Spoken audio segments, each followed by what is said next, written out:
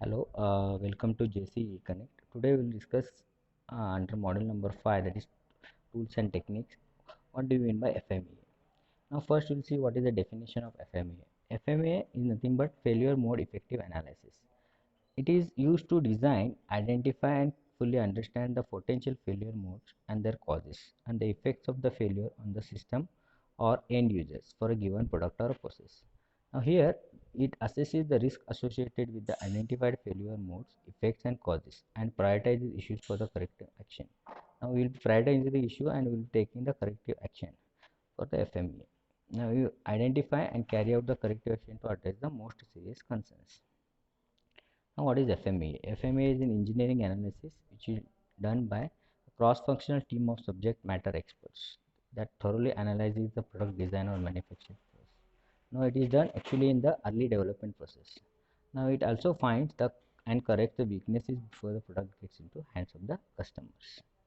Now, what is FMEA? An FMEA should be the guide to the development of a complete set of actions that will reduce risk associated with the system, subsystems, or the components in an assembly. Now again, there are different definitions of FMEA. For example, performing an FMEA just to fill the checkbox in the product development process and then filling it away. If not for use, then as guidance through the development process. Why to waste the time and resources? If effectively used throughout the product life cycle, it will result in benefits. Now, the primary object of FMEA is to improve the design for system FMEA, for design FMEA, and for process FMEA. And there are also many other objectives of FMEA, as you can see here. Now we'll see what are the different types of FMEA. There are three most important types of FMEA are system FMEA, design FMEA, and process FMEA. We'll see what is system FMEA. In system FMEA, analysis is at the highest level, the entire system. So it is made up of various subsystems. So the system is broken down into various subsystems. Now here the focus is on system related efficiency, which includes system safety, system integration, interfaces between subsystem and other system, and interaction between the subsystem or other surrounding environment. Now what is uh, system FME? Now here the functions and relations that are unique to the system as a whole that are usually studied. Now we can also study the human interactions and it related to service also. What is design FMEA? Design FMEA is the analysis which is made up of various components. Now here the focus is on design related efficiency, which focuses on improving the design, ensuring the product operation is safe or no, and interaction between the adjacent components. Now design FMEA is usually assumes that product will be manufactured according to the specifications. Process FMEA focuses on improving the manufacturing process, ensuring the product is built up to the design requirements, and manufacturing and assembly operation, shipping, incorporating parts, transportation of material, storage, etc. So process FMEA is more often assumed the design to be sound. Now we'll see some of the FMEA definitions and examples in the subsequent slides. Now this is a chart which tells about FMEA. It is called as FMEA worksheet.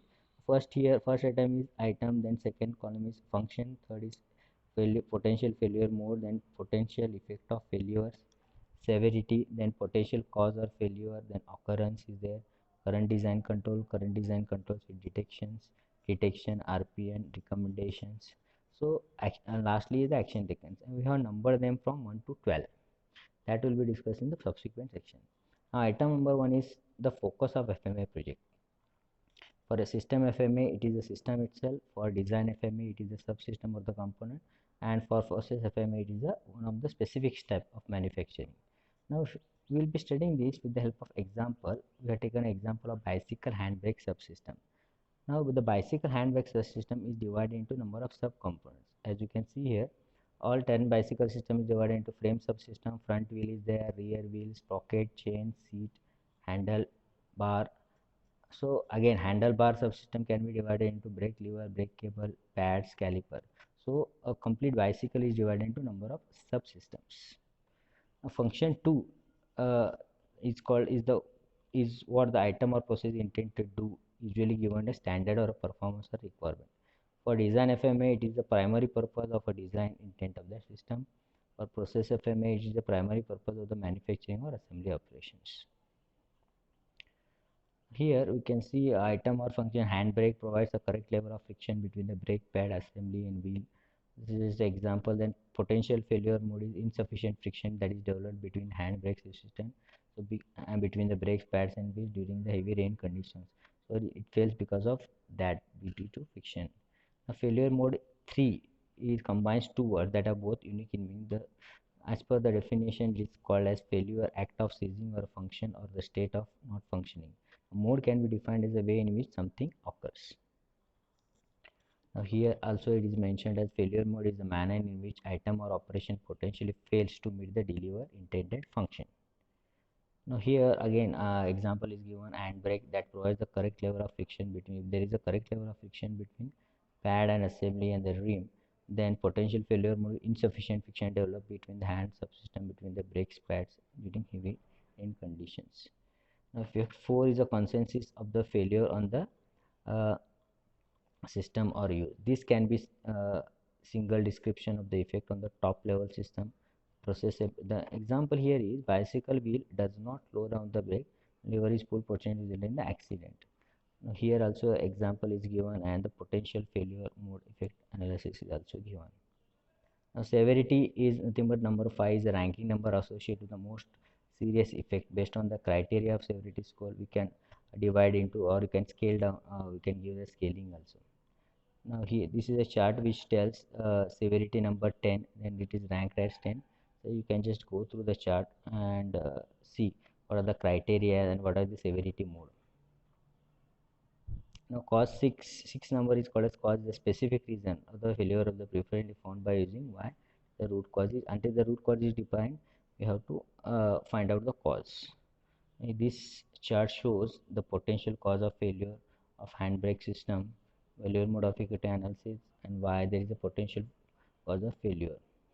Now occurrence is how many times the same thing repeats again and again, that is called as occurrence. Is the ranking number, that is actually a number associated with the likelihood that the failure mode is associated with the cause that will be routinely analyzed. Now here in the chart it is given occurrence number 5 and ranking which is been interconnected, as you can see here, very high mode of failure, moderate, low, very low. So ranking occurrence is connected to that also. Now control number 8 is called the methods or action currently planned or already in place to reduce the eliminate the risk associated for each potential. Now controls can be methods to prevent or detect the cause during product development.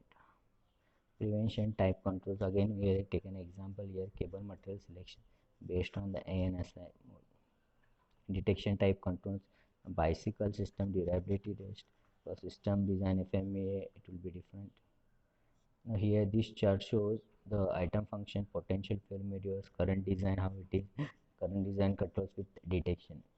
Detection is nothing but a ranking number associated with the best control from the list. Detection time control based on the criteria for the detection scale. Now here again this chart shows the detection and the ranking, which are how they are interconnected. So you just go through the chart, that will come to know. Now risk priority number is very important, is a numerical number given on the risk potential failure mode made up of the arithmetic product of the three elements. So it is a product of three: severity, likelihood of occurrence of the cause, and likelihood of detection of the cause. That is called as RPN. And there are limitations of RPN which is subjective in nature and not continuous. Now recommended action as a task recommended by the FMEA team. So when you analyze the team, to recommend action. So existing controls, relative importance, cost and effectiveness of the corrective action that we need to study. Now this is a chart which tells everything which combined here, what we have studied in the previous thing.